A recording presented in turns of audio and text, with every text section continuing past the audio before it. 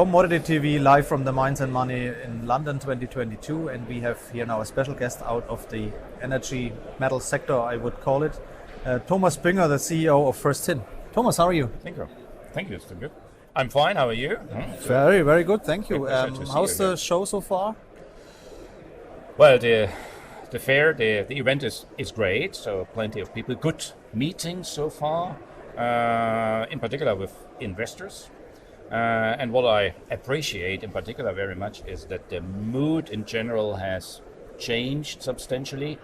So, okay, we are not back in absolute buying mode. Nevertheless, people are saying they are interested they are trying to analyze and will come back soon. That's completely different than it was during the course of the, I would say, last year, where it was rather than we don't do anything, please give me an update, we will not buy or invest in the soon future. So that has changed substantially.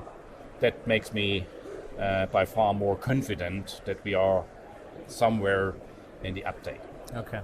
So you are active in the tin sector in both Australia and in Germany. Could you just give us an insight in the projects and in your company? Yeah, we had our IPO in April this year and raised £20 million in parallel of that. Wow. And that's the money we promised to use in order to develop our two assets further towards investment ready. And this is what we're doing right now. So we have awarded the contracts for the definitive feasibility studies for our Australian asset Taronga as well as for our German asset. Okay. So in Australia we awarded the contract to Mincor, in Germany to DMT. Those studies started during the summer and we expect to finalize them until end of next year. We have as well started the permitting procedures for those assets. So in Australia we are doing right now the environmental impact assessment, expecting to finalize the study roughly mid of next year, and then to proceed further with the operational construction permit. While in Germany, we have already applied for the environmental impact assessment pre-check. So that checks if a full-blown study is necessary or fast-track option is possible. The decision of the authority is still outstanding, and we are preparing in Germany the next step, so the operational and the construction permit for our asset. In parallel of that, we have as well drilling, because that's at least the value creation in the meantime before we finalize the studies. Yeah, for sure. Yeah. We do that in Australia with a confirmational drill campaign for our Taronga asset, as well as step-out drilling with the aim to expand the resource base substantially.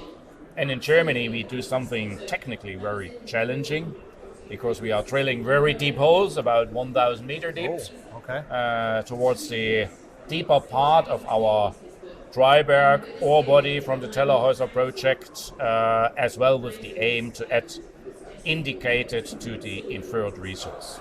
What's the current resource base? In Germany, we are talking about 53,000 tons of tin resource, and in Australia about 57,000 tons of tin in the Taronga project. So both of them are, well, large tin projects in the tin world. And we are trying to add and to increase that even right now during the DFS to bring that at least as a value in the investment ready status, and as well for sure in order to prepare us for the next capital raises. And what upside potential do you see for the two projects? For Australia, I see substantial upside projects due to two reasons.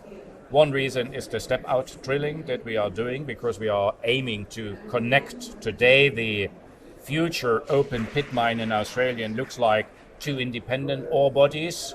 And our geos have seen mineralization in between them, so this is what we are doing in order to connect them to one unique open pit and ore body, and as well the ore body is open to the southwest. There we are doing drilling as well. So I could imagine a substantial increase, so by a factor of 2 roughly, the ore resource. We will see that once we will have finalized the drilling campaign and had some discussions for sure and evaluation by the resource geo.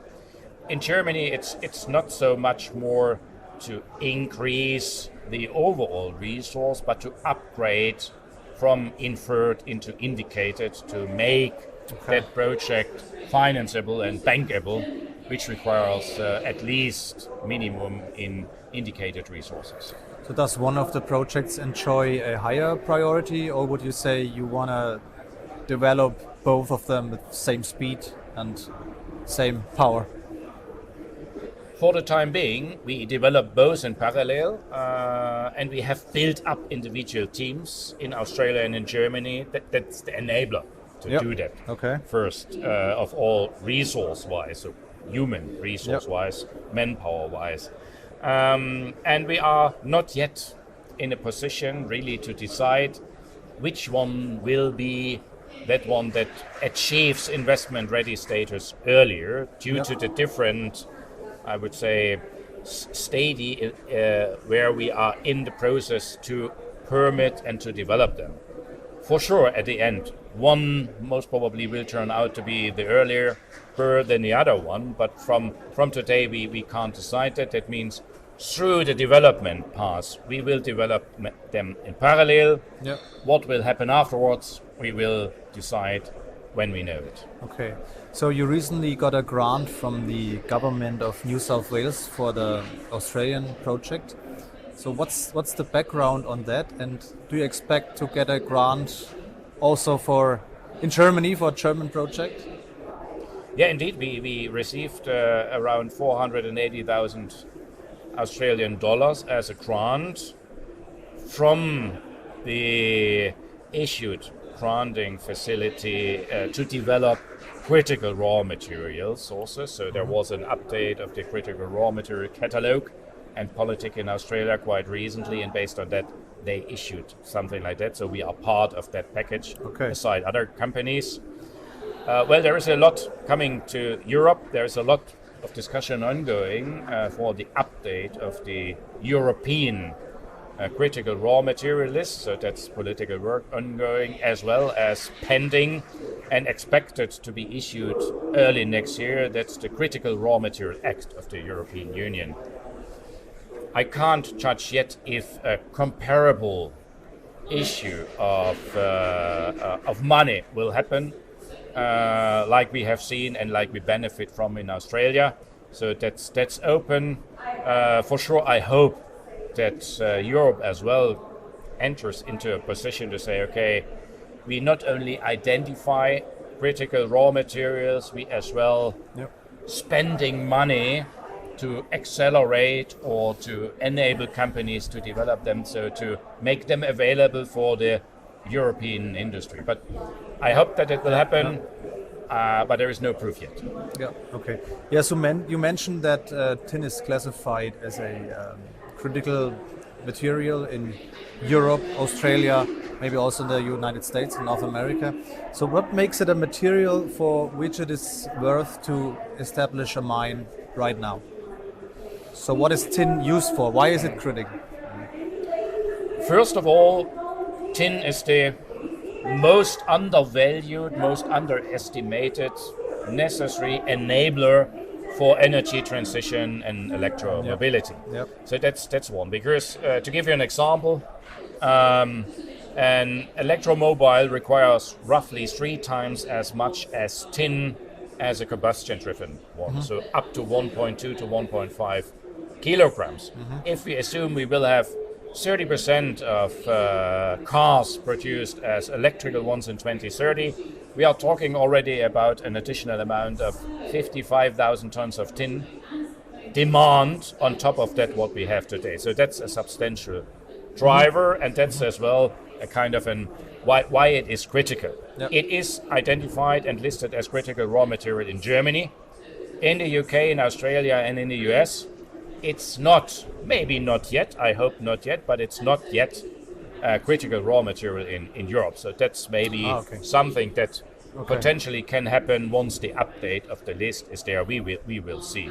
But tin is at least for everything where we have electrical connections When we are talking about solder, then tin is required. Or to give you another example, the so-called backside contact of PV modules, so-called copper ribbon, is a tinned copper cable. So there is another big driver because we are pushing very much renewable energy and photovoltaics.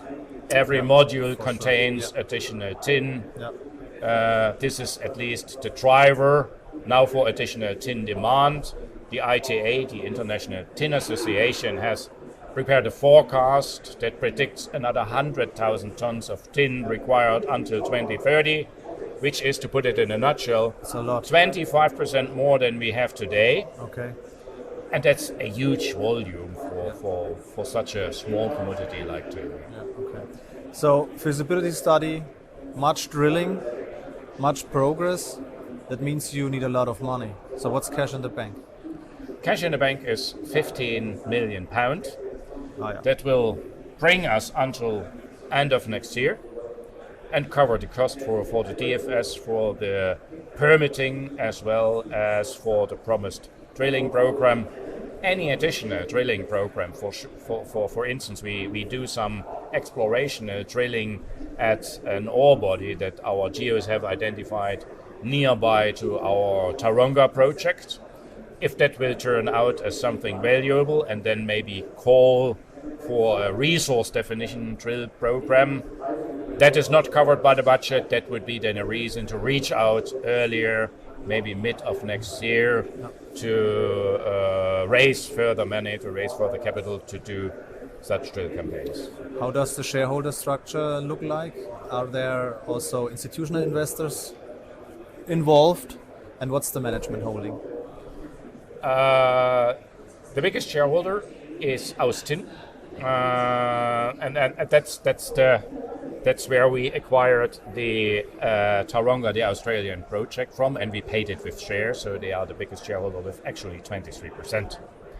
The next biggest one is Baker Steel, so one of our seed investors. They are really with us since the first days of First Tin and the project in particular in Germany, and I really appreciate that. And then already directors with around 8.7% of shareholders, so that's the first three. That's and that's as well a good sign, because that as well shows the commitment of the management, of the directors, towards bringing the company forward to achieve investment ready and to create value for shareholders.